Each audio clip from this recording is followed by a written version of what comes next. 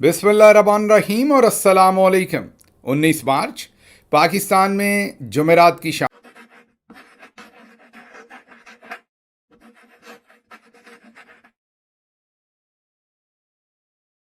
बिस्मिल्लाहिर्रहमानिर्रहीम और अस्सलाम वालेकुम। 19 मार्च पाकिस्तान में जुमेरात की शाम और आज से मुनीर्स डिफेक्टो फॉर्म 47 मिलिट्री राज डे 110।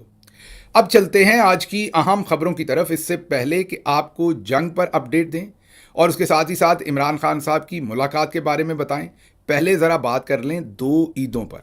जी हाँ, ईद के मौके पर पाकिस्तान में एक दफ़ा फिर तकसीम नज़र आई है और दो ईदें मनाई जा रही हैं। पेशावर के इलाके सफ़ेद संग और कई और मुल्हका इलाकों में आज जुमेरात की सुबह नमाज ईद अदा कर दी गई। आप दुरुस्त सुन रहे हैं, बुध वाले दिन उन्होंने आखिरी रोज़ा रखा और आज जुमेरात वाले दिन ईद की नमाज अदा कर दी गई।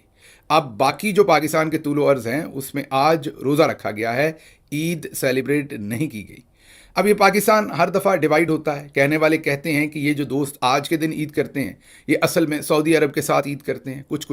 कुछ लोग कोई और बात कहते हैं, लेकिन इसका हल निकाला जा सकता है। अगर सऊदी अरब के साथ ईद करना ही मकसूद है तो उसका फिर एक कैलेंडर जारी कर लें या उसका एक कानून बना लें। और अगर चांद देखकर आपने ईद करनी है, जिसके लिए करोड़ों रुपए रुयत हलाल कमेटी की मीटिंग्स के ऊपर लगाए जाते हैं, तो फिर आप उसका कोई सदेबाब कर लें। मतलब सारे इकट्ठे बैठकर इस चीज़ को फिक्स कर लें। जो कौम एक दिन ईद नहीं कर सकती, आप सोचिए फिर बाकी बहुत सारी कॉम्प्लेक्स चीज़ों के ऊपर हमने क्या करना है। बाकी दुनिया के मुख्तलिफ ममालिक में ऐसा नहीं होता, लेकिन पाकिस्तान में ये बात तकरीबन हर ईद वाले दिन या हर ईद के मौके पर देखी जाती है।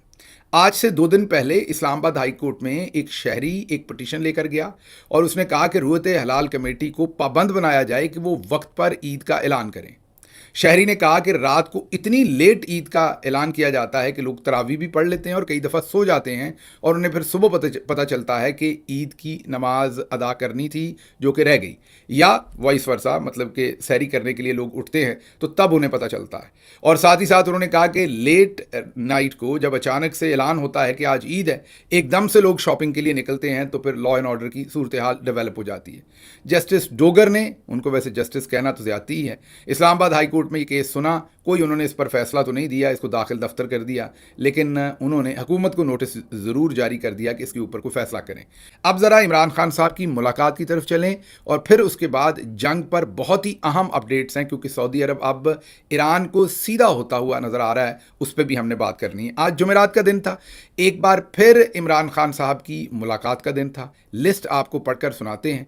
इनमें से अगर आप किसी को मीडिया वॉइस या मीडिया पर रिपल्स क्रिएट करने वाली शख्सियत के तौर पर जानते हैं तो मुझे आपने कमेंट्स में ज़रूर बताना है।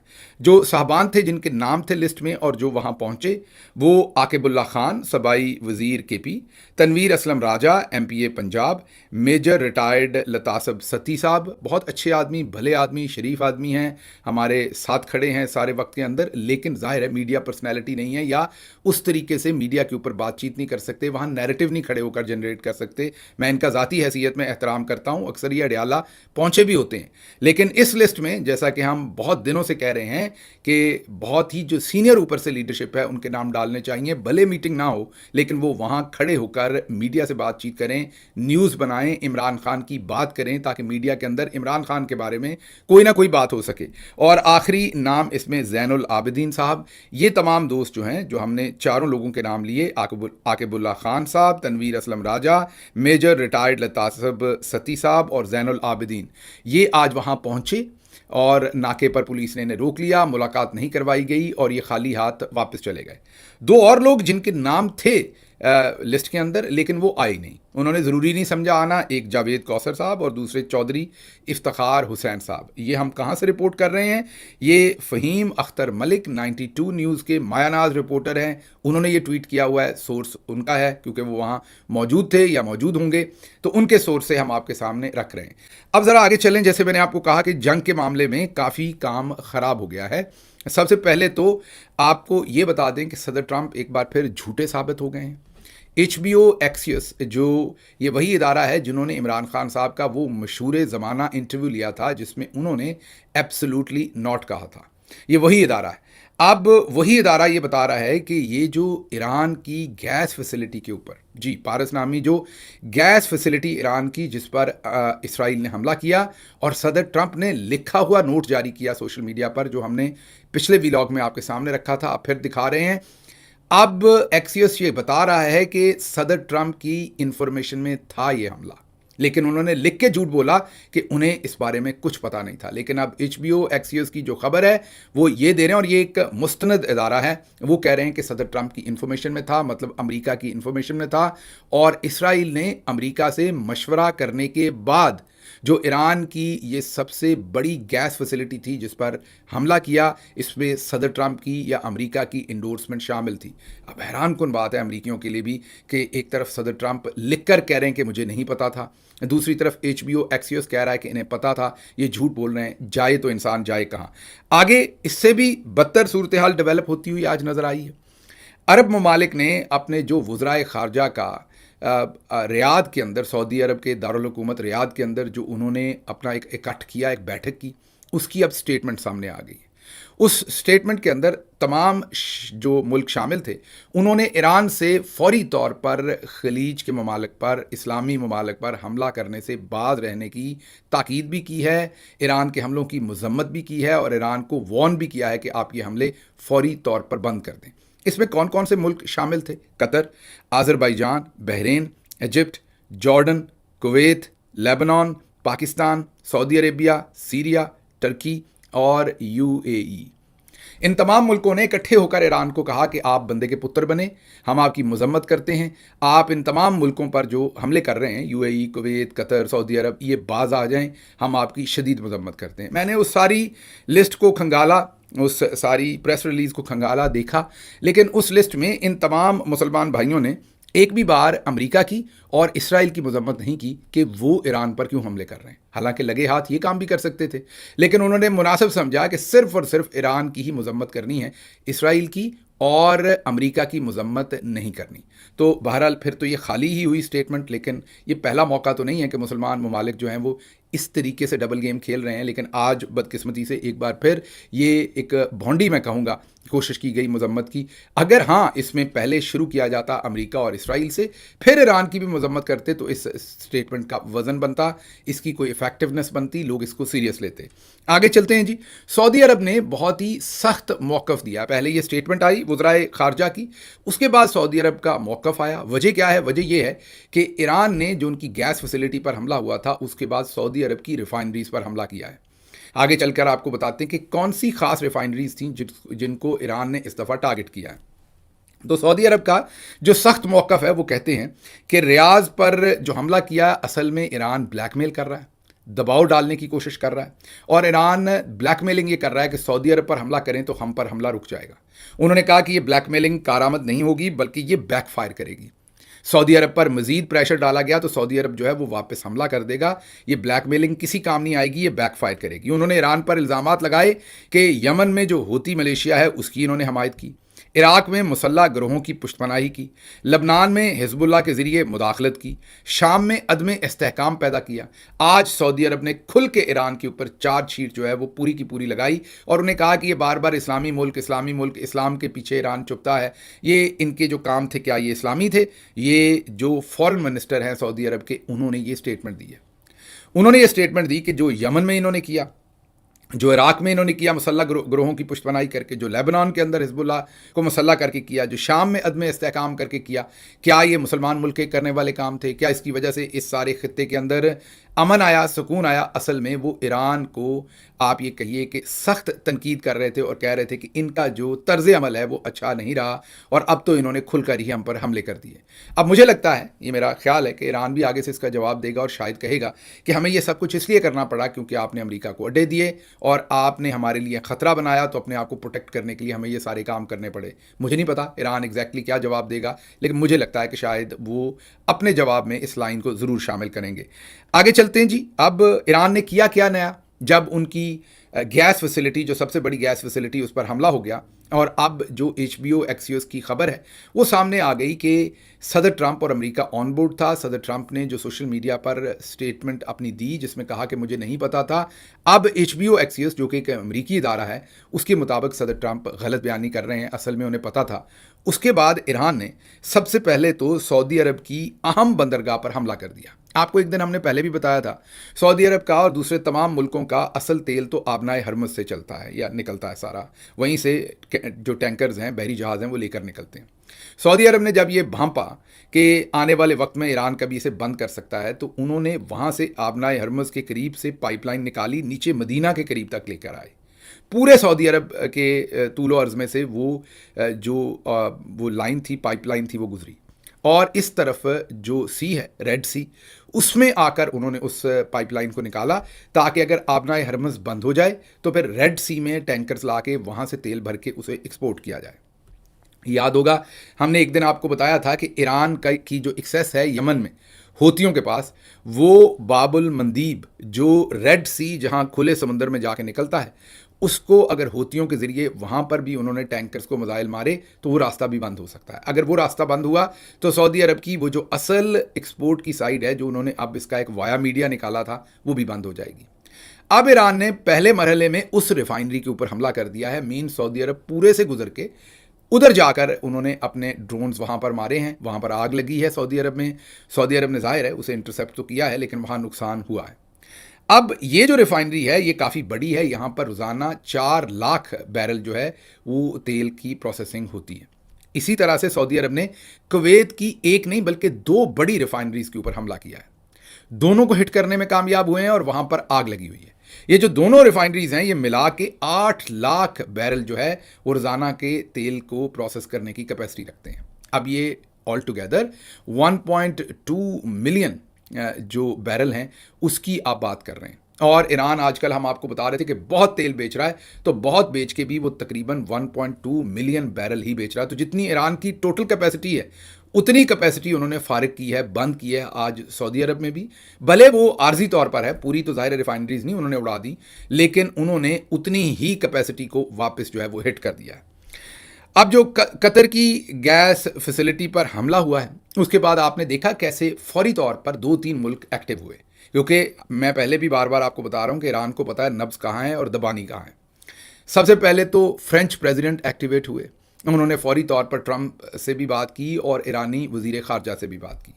اس کے بعد جو UK کے پرائم منسٹر ہیں وہ بھی ایکٹیو ہوئے, لیکن دونوں نے, فرینچ پریزیڈنٹ نے بھی اور UK کے پرائم منسٹر نے بھی, دونوں نے مذمت کی ایران نے جو قطر کی فیسلٹی کے اوپر حملہ کیا. ان دونوں نے بھی, جی ہاں, جیسے پہلے مسلمان ملکوں کے وزرائے خارجہ میں اتنی اخلاقی جرت نہ ہوئی کہ وہ اسرائیل اور امریکہ کی مذمت کر سکیں, ایسے ہی ان دونوں کے اندر بھی اخلاقی جرت نہ ہوئی, نہ ہی فرینچ پریزیڈنٹ کے اور نہ ہی برٹش پرائم منسٹر کے, کہ وہ اگر ایران کی مذمت کر رہے ہیں قطر کے اوپر حملے کی تو پھر اسرائیل اور امریکہ کی بھی مذمت کریں جو ایران کی گیس فیسلٹی کے اوپر حملہ ہوا. وہاں وہ خاموش رہے لیکن ایران کی مذمت کی. اس پر جو ایرانی جو وزیر خارجہ ہیں انہوں نے بھی شرم دلائی ہے جو فرینچ پریزیڈنٹ ہے ان کو, کہ آپ ہماری تو مذمت کر رہے ہیں لیکن ان کے بارے میں آپ ایک لفظ نہیں بول رہے. بہرحال ان دونوں نے, ظاہر ان کو تکلیف ہوئی. کیوں تکلیف ہوئی اگلی خبر آپ کو دیتے ہیں جس سے اندازہ ہوگا یہ کوئی اتنے سگے نہیں ایران کے. ان کو تکلیف کیا ہوئی؟ تکلیف یہ ہوئی کہ جو یورپی مارکیٹ ہے اس میں جیسے ہی ایران نے قطر کی اس فیسلٹی کے اوپر حملہ کیا, گیس کی قیمتیں 30% اوپر چلی گئیں. یہ تھی وہ اصل تکلیف ہوئی. ان کی جو اصل شارگ ہے یا ان کا جو اصل آپ جیسے پنجابی میں ٹینٹوا کہتے ہیں, وہ جب دبتا ہے تو تب یہ کوئی نہ کوئی جنگ رکوانے یا اس کی باتیں کرتے ہیں. اگر اس کی طرف ایران نہ جائے یا کوئی بھی نہ جائے تو یہ سب بڑے شوق سے راضی ہیں. مثلا اگر ایران جو ہے وہ واپس قطر یا ان کی فیسلٹیز کے اوپر ابھی تک حملہ نہ کرتا تو یقین کیجئے انہوں نے ایران کی تمام گیس آئل فیلڈ جو ہیں وہ مار بم انہوں نے اس کی تباہی نکال دینی تھی. یہ رکے ہوئے بھی اسی وجہ سے. اب آج کے دن ویسے تو تیل کی قیمتیں فلکچویٹ ہوتی رہتی ہیں لیکن $112 فی بیرل تک تیل کی قیمت جو ہے وہ چلی گئی ہے. اور جو گیس ورک تھا پہلے 150 کا اور پھر $200 فی بیرل, وہ اب کوئی مذاق لگتا ہوا نہیں رہتا. اب وہ ہو سکتا ہے اگر آبنائے ہرمز بند رہی اور معاملات اسی سمت چلتے رہے. پھر خلیج فارس میں وہی آبنائے ہرمز کا جو علاقہ ہے اس سے تھوڑا پیچھے, مطلب جو عراق اور کویت اور وہ والا علاقہ ہے, وہاں پر ایک اور جہاز کو آج میزائل نے یا ڈرون نے یا کسی اور ایسی چیز نے ہٹ کیا اور اس کو آگ لگی ہے. عملہ اس کا محفوظ رہا ہے, مطلب ایک اور جہاز پر اسٹرائک آج وہاں ہوئی ہے. آگے چلتے ہیں. اگلی خبر جو ہے ٹکر کارلسن, انہوں نے انٹرویو کیا ہے جو کینٹ, جو کہ ڈائریکٹر تھے کاؤنٹر ٹیررزم کے, جنہوں نے حال ہی میں بہت ہی خوبصورت خط لکھ کر, ایک لیٹر لکھ کر اپنا استعفیٰ پیش کیا تھا. صدر ٹرمپ کو احساس دلایا تھا کہ آپ اسرائیل کی جنگ لڑ رہے ہیں, یہ امریکہ کے مفاد میں جنگ نہیں ہے, آپ اس جنگ میں امریکی فوجیوں کو مروائیں گے, ابھی بھی وقت ہے کہ واپس لوٹ جائیں, یہ کام نہ کریں. ان کی جو بات چیت ہوئی ٹکر کارلسن کے ساتھ, اگر آپ کو موقع ملے تو ضرور یوٹیوب پر سرچ کر کے اس انٹرویو کو دیکھیے گا. اس میں انہوں نے کہا کہ جو سید علی خامنائی جن کو شہید کیا گیا, سپریم لیڈر کو, انہوں نے کہا کہ ان کو موت کا خوف نہیں تھا, وہ شہادت کا تصور رکھتے تھے, وہ چاہتے تھے کہ انہیں شہید کر دیا جائے. انہوں نے کہا کہ اور انہیں پتہ تھا کہ اگر وہ شہید ہو گئے تو جو ان کا پورا سسٹم ہے ایران کے اندر انقلاب کا, وہ بچ جائے گا. ایران کی جو موجودہ سیٹ اپ ہے اس کو پھر امریکہ گرا نہیں سکے گا, عوام اکٹھی ہو جائے گی. کسی کو اگر کوئی آپ یہ کہیے کہ گلے شکوے بھی ہیں تو وہ بھی اپنے مٹا کر ایک پرچم کے نیچے سارے اکٹھے ہو جائیں گے. تو انہوں نے لارجر کاز کے لیے اپنی شہادت خود پیش کی. یہ میں نہیں کہہ رہا, یہ جو کینٹ, جو آپ کو بتایا کہ ڈائریکٹر یو ایس کے ڈائریکٹر کاؤنٹر ٹیررزم تھے 2 دن پہلے تک, یہ وہ کہہ رہے ہیں. اس کے بعد وہ کہتے ہیں کہ ایران کے پاس کوئی ایٹمی ہتھیار نہیں تھے, نہ بنانے کے قریب تھے, کوئی امریکی انٹیلیجنس کے پاس ایسے ثبوت نہیں تھے. اور انہوں نے پھر یہ کہا کہ علی لاریجانی, جی ہاں ڈاکٹر علی لاریجانی جو ہیں, وہ اصل میں ایران کی طرف سے مذاکرات کر رہے تھے اور اسی لیے اسرائیل نے انہیں قتل کروایا. کیونکہ ڈاکٹر علی لاریجانی, ہم پہلے بھی بتا چکے ہیں کہ پہلے بھی نیوکلیر کے اوپر وہی ویسٹ کے ساتھ مذاکرات کرتے رہے ہیں, تو ان کی سب کے ساتھ ایکسیس بھی تھی, کانفیڈنس بھی تھا. وہ کہہ رہے ہیں کہ وہ امن کے لیے, پیس کے لیے مذاکرات کر رہے تھے ڈاکٹر علی لاریجانی, اسی لیے انہیں ٹارگٹ کر کے قتل کیا گیا, کیونکہ اسرائیل نہیں چاہتا کہ یہ جنگ بند ہو. اسی طرح سے انہوں نے کہا کہ قطر کی جو گیس تنصیبات کو نشانہ بنایا ہے, یہ بھی اسرائیل کی منمانی ہے, کیونکہ وہ چاہتا ہے کہ یہاں لمبی جنگ ہو اور جنگ نہ رکے, اس لیے وہ ایسے کام کر رہا ہے. پھر عالمی رد عمل میں چائنا نے ایک بار پھر کہا ہے کہ ایرانی قیادت کے قتل کو ہم ناقابل قبول کہتے ہیں, یہ کسی صورت بھی درست نہیں ہے. رشیا اس سے پہلے ہی وارننگ دے چکا ہے کہ اس کام کو بند کیا جائے. ٹرکی بھی کہہ چکا ہے کہ ایرانی جو لیڈرشپ ہے اس کے قتل عام کو فوری طور پر بند کیا جائے. ہاں, پاکستان نہیں بولا. یہ الگ بات ہے کہ ایران نے پاکستان کا شکریہ بھی ادا کر چکا ہے. ڈاکٹر علی لاریجانی جو ہیں وہ پاکستان کے لیے ہمیشہ بہت اچھے جذبات رکھتے تھے, لیکن ان کی شہادت پر بھی پاکستان نے کوئی خاطر خواہ قسم کا اسرائیل کا یا امریکہ کا نام لے کے مذمت یا کوئی ایسی بات نہیں کی. بس چپ رہنے میں ہی انہوں نے اپنی غنیمت جو ہے وہ جانی ہے.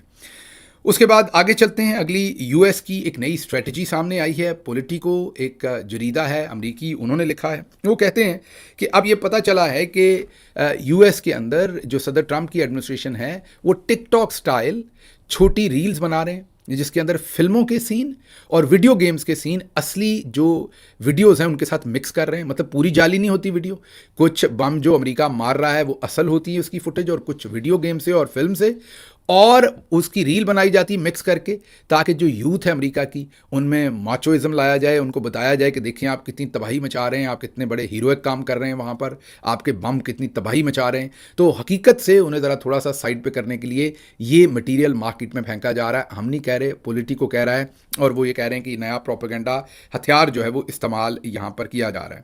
ایران نے 3 مظاہرین کو سزائے موت دے دی ہے, پھانسی دے دی ہے. یہ وہ لوگ ہیں جو حال ہی میں, یاد کریں یہ کوئی چند مہینے پہلے جو ایران کے اندر وہاں پر احتجاج ہوئے تھے, ان لوگوں پر یہ الزام تھا کہ انہوں نے مظاہرین کے روپ میں آ کے مظاہرین کو بھی قتل کیا تھا اور پولیس والوں کو بھی قتل کیا تھا. یاد کیجئے, ہم نے تبھی رپورٹ کیا تھا آپ کو کہ ایران نے ویسٹرن ایمبیسڈرز کو بلا کے ویڈیو فوٹیج کے اوپر دکھایا تھا کہ کیسے مظاہرین کے روپ میں موساد کے ایجنٹ ہیں یا دوسرے ممالک کے لوگ ہیں جو ہیں تو ایرانی لیکن باہر سے آئے ہوئے ہیں اور لوگوں کو قتل کر رہے ہیں.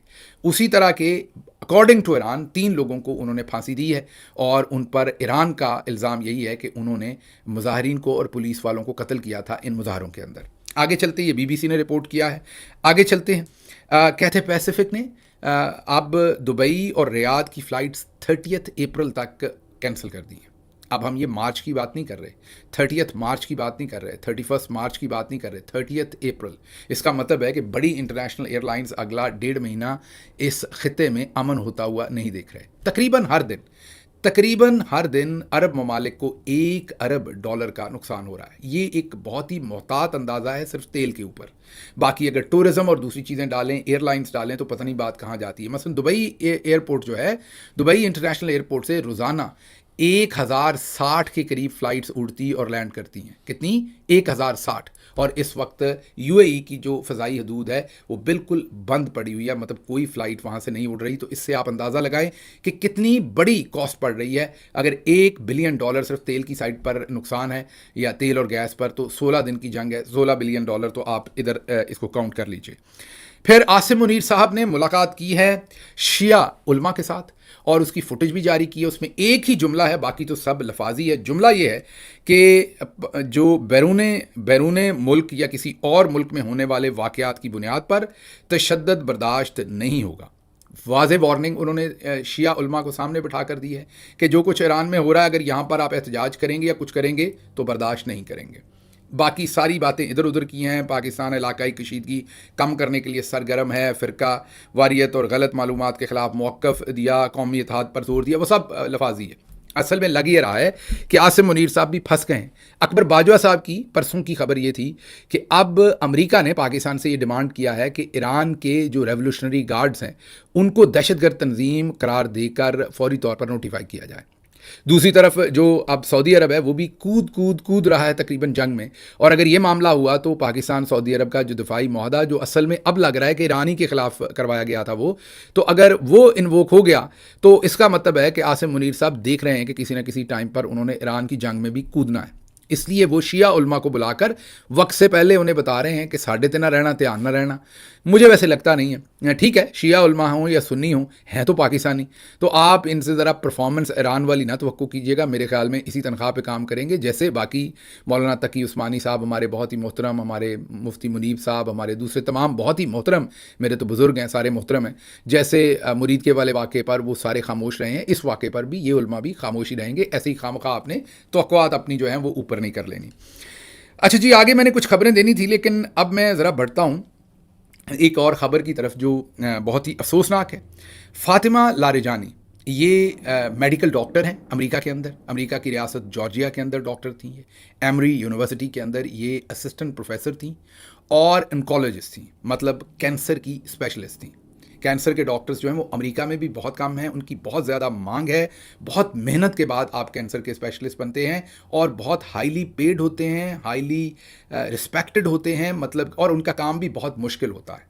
हर वक्त वो जिन मरीज़ों को डील करते हैं वहाँ पर एक आप ये कहिए कि लोहे का जिगर चाहिए और सीसा पिलाई हुई दीवार जैसी होती है, उस तरह का आपको दिलो दिमाग चाहिए, क्योंकि हर रोज़ आपका कोई ना कोई पेशेंट मर रहा होता है, कोई जी रहा होता है। बड़ा मुश्किल काम है।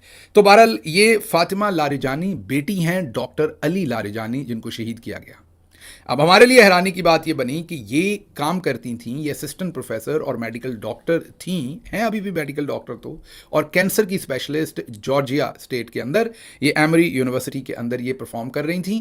और जो ईरानी डायस्पोरा है अमेरिका के अंदर, उन्होंने इस यूनिवर्सिटी के सामने जाके एहतजाज करना शुरू कर दिया और कहा कि अली लारिजानी तो बहुत ख़तरनाक आदमी है, ये उनकी शहादत से 10-15 दिन पहले की बात है और इनको यहाँ से फारिग करें। फिर उसी स्टेट के एक जो कांग्रेसमैन है बडी कार्टर, उन्होंने एक ख़त भी लिख दिया एमरी यूनिवर्सिटी को कि अली लारिजानी तो एक इंतहा पसंद है, आपने उनकी बेटी को यहाँ पर कैसे रखा हुआ है। तो फिर यूनिवर्सिटी ने उनकी बेटी को वहाँ से फारिग कर दिया। ये बहुत ही तकलीफ दे मेरे लिए बात है, क्योंकि जाहिर है अगर किसी को उनके वालिद के साथ जो भी गिले शिकवे हैं, वो बेटी उसकी सज़ा क्यों भुगत रही है, मतलब कि बेटी का उसमें क्या कसूर है। या तो बेटी जाहिर है अमेरिका के अंदर डॉक्टर है, अपना काम कर रही है और कितने सारे मरीज़ों की जान बचा रही होगी, लेकिन आपको पता है जहालत तो कहीं भी हो सकती है, तो उनको यहाँ टारगेट किया गया है। अब और भी जो ईरानी डिफरेंट लोग हैं, हुकूमत के अंदर काम करते हैं या ओहदों पर हैं, उनके बच्चों को ढूंढा जा रहा है और उनकी तस्वीर जो हैं वो जारी की जा रही हैं और उनको जो कहा जा रहा है कि उनको यहाँ नौकरियों से फारिग करें।